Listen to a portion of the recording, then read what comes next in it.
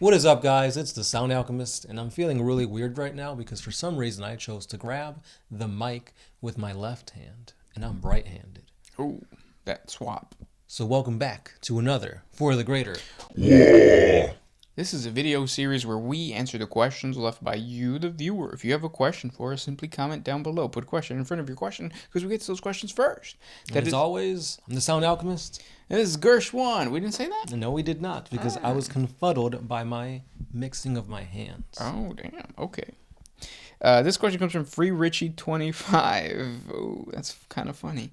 Can a traitor Astarte ever come back to the light of the Emperor? Good question. The answer is no. If you have the mutations of a Chaos God, odds are that no, you will not come back. It has never happened before. Now, if you are a renegade Space Marine, and you've had dealings with chaos cultists, had dealings with certain things, or even have gone into the warp and spoken to some chaos entities, you could still come back to the Emperor. That's the whole thing with Cypher. Yep. But once you start getting tentacles in places you're not supposed to have tentacles, no. Because that shows your true colors. That means that you are pledging your soul, your life, your actions to a particular chaos god. You have denounced the Emperor as your true savior. And, yeah, I mean, like I said, once you go in, there's no coming back. Yep. Because you could deal with chaos and mutations of, well, no, because you can't have mutations are all part of the thing. Yeah, no. There is no coming back. Once you're there, you're all in. Mm-hmm. Next question.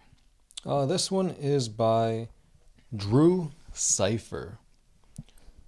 His question first, and then context. So, is there a reason as to why Space Marine chapters, legions, and warbands limit themselves to certain weapon styles? Not to be confused with not using demon weapons versus chapter relics.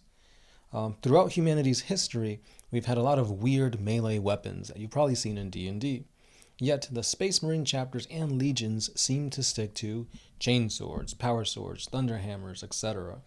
So, are there any other chapters that, for example, use tridents or any other different type of weapon in the average chapter? I do know that the White Scars use more exotic weaponry, but is there a reason as to why power weapons are so standardized? I suspect the Mechanicus being lazy. No, they're power weapons. Of course, they're better than regular non-power weapons. But why wouldn't you use a power trident or a power dart? So there is. So the Emperor Spears, I think they're called. Spears of the Emperor. Yeah, they actually do use tridents. And then the Death Guard would be a good example. They use scythes. Mm-hmm. They used scythes before they became chaos. Yep. They were power scythes too. So there is different templates for different power weapons. It's just that the common one are the ones that they can mass produce. Right, and those are probably Codex compliance weapons.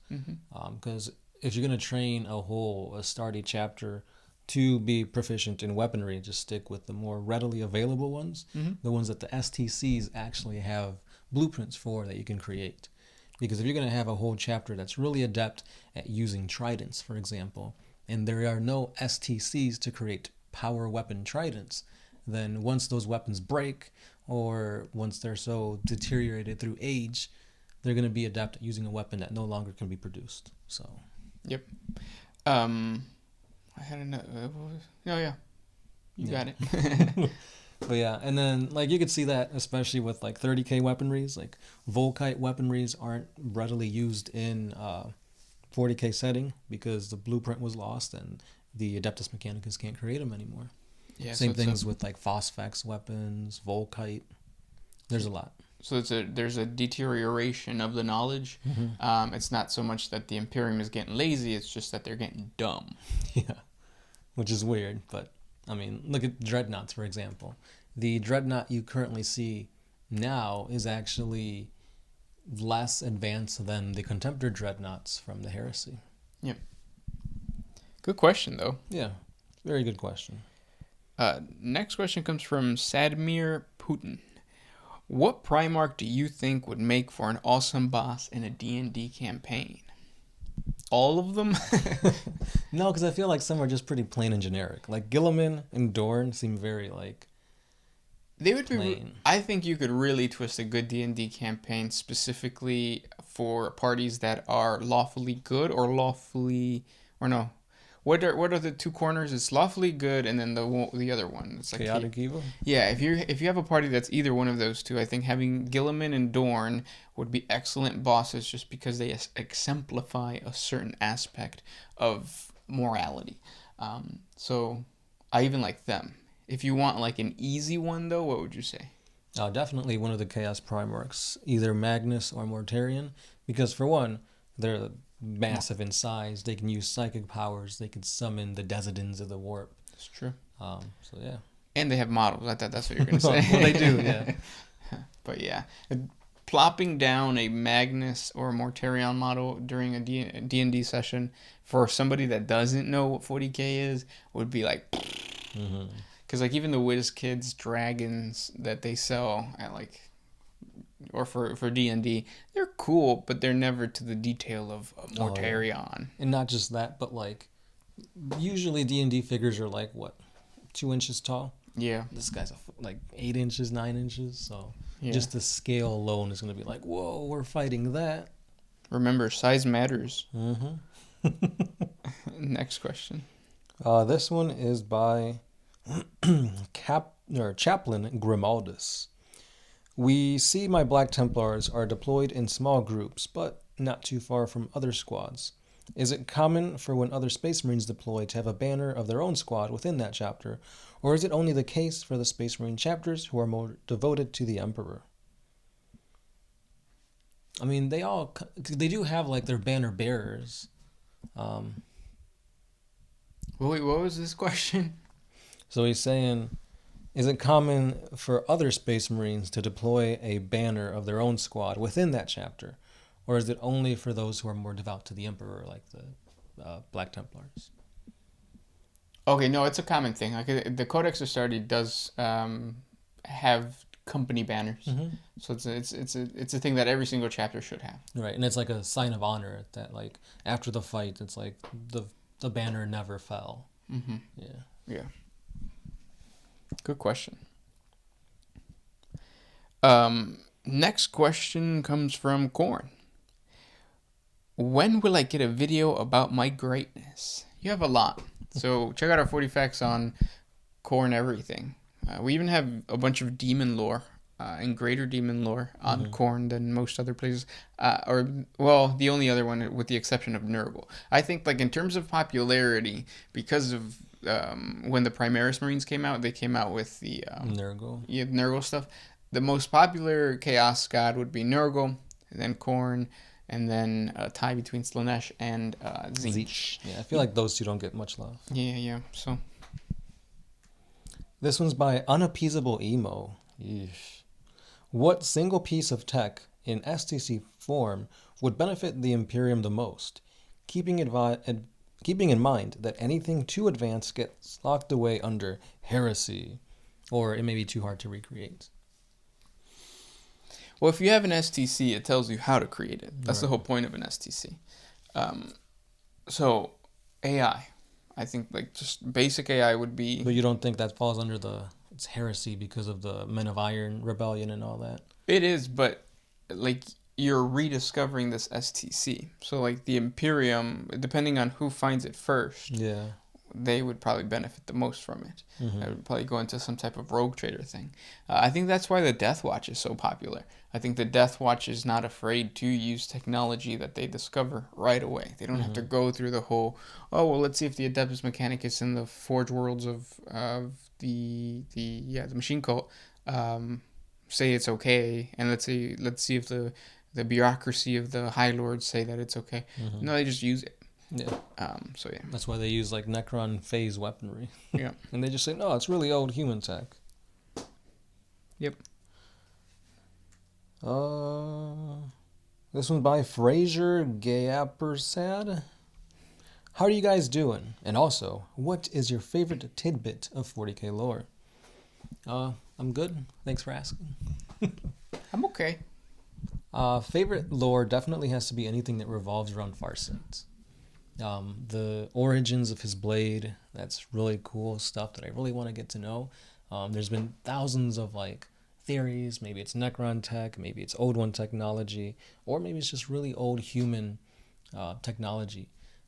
But recently I've been thinking that hopefully it's one of the fingers of Vol, one of the crone swords that can revive a god, an Eldar god.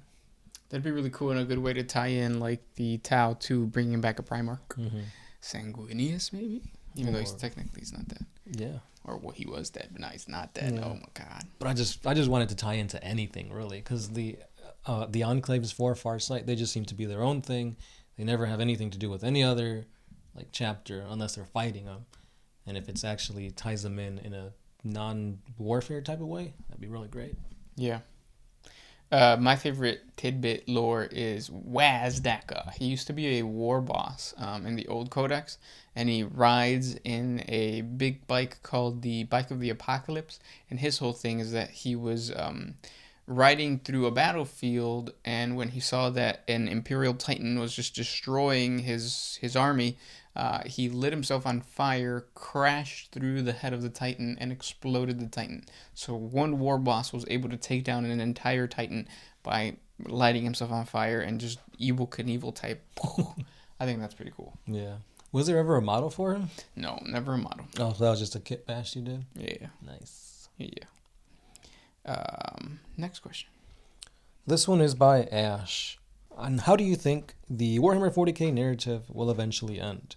And or what kind of events would you expect to happen in the 40K end times? I hope it never happens, but I think it's going to be tied to the Emperor coming back. Yeah, definitely. It has to be humanity's like on the brink of extinction. There's been either like a civil war or they've just been overwhelmed by the Tyranids and chaos, and they're being pushed back to Terra, and they've got nothing else protecting them except the Emperor. And that's when he comes back and he like revives the Primarchs somehow. All of them. Yeah. Well, that's not the chaos one. Even the chaos. He revives Horus them. comes back. Yeah. Even though his soul was forever extinguished. But yeah, so then the Emperor comes back. He has the Primarchs on his side.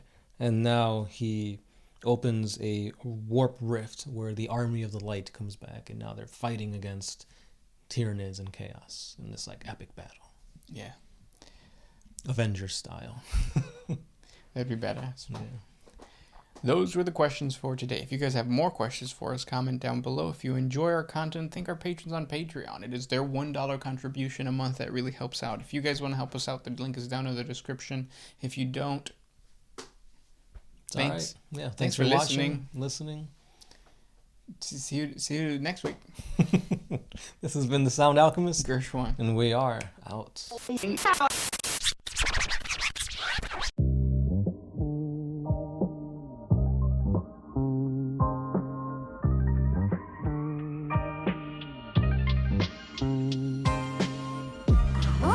used to put my freedom first in any situation.